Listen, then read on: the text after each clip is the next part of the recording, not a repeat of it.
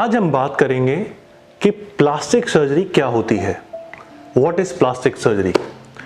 बहुत लोगों के दिमाग में धारणाएं, बहुत ही मिथ्स हैं प्लास्टिक सर्जरी से रिगार्डिंग, और उनका पूरा प्लास्टिक सर्जरी का क्या होता है, प्लास्टिक सर्जरी का स्पेक्ट्रम क्या है, हम एज प्लास्टिक सर्जन क्या क्या करते हैं और क्या क्या कर सकते हैं, इसका नॉलेज नहीं होता। तो इस वीडियो से मेरा एक उद्देश्य ये है, मेरा मकसद ये है कि आपको प्लास्टिक सर्जरी के बारे में डिटेल में बताया जाए। मैं डॉक्टर रजत गुप्ता हूँ, मैं एक बोर्ड सर्टिफाइड प्लास्टिक सर्जन हूँ, डायरेक्टर हूँ प्लास्टिक सर्जरी सर्विसेज का सीके बिरला हॉस्पिटल में। और इस वीडियो में I will clear all the myths you might have regarding plastic surgery. Plastic surgery एक बहुत ही ब्रॉड फील्ड है, बहुत ही बड़ा फील्ड है, जिसको दो पार्ट्स में डिवाइड किया जाता है। एक होता है रिकंस्ट्रक्टिव सर्जरी और एक होता है कॉस्मेटिक सर्जरी। अब रिकंस्ट्रक्टिव सर्जरी की अगर आप बात करें, कोई भी आपका बॉडी का पार्ट जिसको रिकंस्ट्रक्ट करना है, नया बनाना है, ठीक करना है फ्रॉम हेड टू टो, वो आता है रिकंस्ट्रक्टिव सर्जरी में। कॉस्मेटिक सर्जरी में कोई भी आपका body part from head to toe जिसको सुंदर बनाना है, वो बना हुआ है, लेकिन आप उसको इनहैंस या इंप्रूव करना चाहते हैं, वो कॉस्मेटिक सर्जरी में आता है।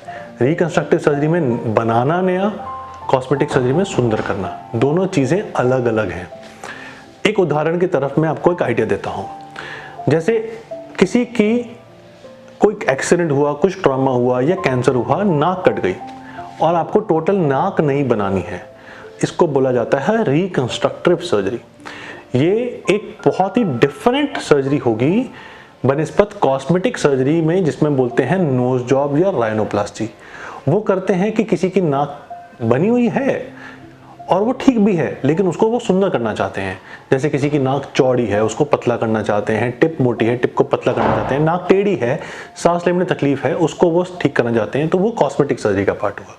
रिकंस्ट्रक्टिव सर्जरी में पार्ट हुआ कि आपको नाक ही नया बनाना है, आपका नाक ही बिल्कुल कटा हुआ है या कुछ भी कंजेनाइटल बर्थ या डिफेक्ट या ट्रॉमा से हुआ है, तो ये ऐसा हुआ। अब आते हैं कि रिकंस्ट्रक्टिव सर्जरीज क्या क्या हो सकती हैं। रिकंस्ट्रक्टिव सर्जरी जैसे मैंने आपको पहले बताया, हेड टू टो होती हैं। कुछ लोगों को बर्न्स हो जाते हैं और वो जल जाते हैं, और उसके बाद जब वो हीलिंग होती है तो हाथ पैर जहाँ पे भी जले हैं वो सुकड़ जाते हैं, उनको कॉन्ट्रैक्चर्स बोलते हैं। उसको ठीक करना एक रिकंस्ट्रक्टिव सर्जरी का पार्ट होता है। कुछ ऐसे लोग होते हैं जिनको कंजेनाइटल डिफॉर्मिटीज होती हैं, कुछ ऐसे बच्चे पैदा होते हैं जिनका कान नहीं बना हुआ, या आपने जो देखा होगा लिप कटा हुआ है, तालु पैलेट कटा हुआ है, उनका पूरा नहीं बना, क्लेफ्ट लिप पैलेट बोलते हैं, उसको भी ठीक किया जाता है, वो भी रिकंस्ट्रक्टिव सर्जरी का पार्ट होता है। इसके अलावा कैंसर सर्जरीज के बाद बहुत सारी कैंसर सर्जरीज होती हैं, जैसे ओरल कैंसर सर्जरीज हो गई, ब्रेस्ट कैंसर सर्जरी हो गई, जिसमें उस बॉडी पार्ट को, उस अंग को उन डॉक्टर ऑन्को सर्जन्स निकाल देते हैं। अगर आप वो चाहते हैं कि वो बॉडी पार्ट नया बन जाए, किसी को चाहते हैं कि आपका हड्डी निकल गया कैंसर सर्जरी के बाद और आपका जॉ पूरा कंटूर करना है, तो आपका पैर का एक हड्डी लेके, फिबुला बोलते हैं, उसको लेके बनाया जाता है, वो एक रिकंस्ट्रक्टिव सर्जरी का पार्ट होता है। ऐसे ही अगर आपका ब्रेस्ट सर्जरी हो गया, आपका ब्रेस्ट कैंसर था, ब्रेस्ट आपको निकालना पड़ा कैंसर की वजह से, लेकिन आप चाहते हैं वैसे ही ब्रेस्ट का शेप आपका बन जाए, तो वो भी एक रिकंस्ट्रक्टिव सर्जरी का पार्ट होता है। Burns, clefts, congenital deformities, onco reconstructions as well as any other reconstructive surgery due to trauma. आपका हाथ में कट लग गया, एक्सीडेंट में हाथ कट गया, पैर कट गया, आपको चेहरे पे चोट आ गई, चेहरे की हड्डियां की टूट गई, चेहरे की हड्डियां को ट्रीट करना प्लास्टिक सर्जरी का काम होता है। आमतौर पे लोग सोचते हैं हड्डी टूटी है तो हड्डी वाले डॉक्टर देखेंगे, ऑर्थोपेडिशियन, लेकिन चेहरे की हड्डियों को प्लास्टिक सर्जन देखता है। सो वो जो ये सब ट्रॉमाज हैं, आपकी हैंड इंजरी, अगर किसी की उंगली कट गई, उंगली को जोड़ना, आपका हाथ में इंजरी, पैर में इंजरी, चेहरे पे इंजरी, ये सारी इंजरीज को प्लास्टिक सर्जरी देखते हैं।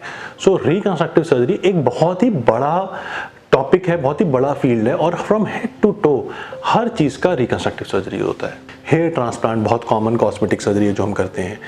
उसके बाद आंखों की आई बैग सर्जरीज, आईलिड सर्जरीज हैं, किसी का एजिंग के साथ आईलिड लटक जाती हैं, उसको सुंदर करना है, फेस लिफ्ट करना है, फेस लटक गया है, सैगिंग हो गई है, फेस में डिफॉर्मिटी हो गई है, लिप जॉब हो गया, नोज जॉब हम ऑलरेडी बात कर चुके हैं, नेक लिफ्ट, ब्रेस्ट कॉस्मेटिक सर्जरीज, बहुत ब्रेस्ट ऑगमेंटेशन होते हैं, ब्रेस्ट रिडक्शन सर्जरीज होती हैं, कुछ फीमेल्स का ब्रेस्ट सैगिंग और बड़ी हो जाती है, उसको लिफ्ट करना, रिडक्शन करना, ये सब कॉस्मेटिक सर्जरी का पार्ट होता है। लाइपोसक्शन, अगर किसी के बहुत एक्सेस फैट डिपॉजिटेड है पेट में, बैक में, थाइज में, आर्म्स में, उन सब एरियाज का लाइपोसक्शन।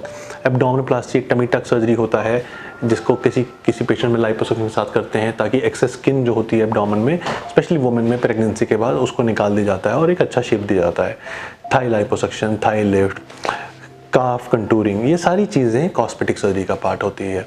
इसके साथ साथ में कॉस्मेटिक सर्जरी का एक और पार्ट होता है वेजाइनल रिजुविनेशन और female genital rejuvenation. Female genitalia में भी डिफॉर्मिटीज़ हो जाती हैं जैसे जैसे वो बच्चों को बर्थ देती हैं, तो ये सब पार्ट्स कॉस्मेटिक सर्जरी का तो होता है। तो आप समझ सकते हैं कि प्लास्टिक सर्जरी एक बहुत ही बड़ा फील्ड है, बहुत ही बड़ा स्पेक्ट्रम है और आम जनता को इसके बारे में इतना नहीं मालूम होता है अभी। ये मेरे वीडियो में एक उद्देश्य था आपको समझाना कि प्लास्टिक सर्जरी दो तरह से होती है, reconstructive, cosmetic surgery. Reconstructive surgeries में क्या क्या होता है, कॉस्मेटिक सर्जरीज में क्या क्या होता है। और CK Birla hospital plastic surgery department में we have 6 plastic surgeons working together and each one of them are specialising in each one of these surgeries. So अगर आपको इस टॉपिक पे प्लास्टिक सर्जरी, इनमें से किसी भी सर्जरी के विशेष में आपको बात करनी है, मेरी और मेरी टीम हमेशा रहेगी आपको गाइड करने के लिए साइंटिफिकली। आपके कोई भी डाउट्स हैं आप हमें कनेक्ट कर सकते हैं। टेक केयर, नमस्कार।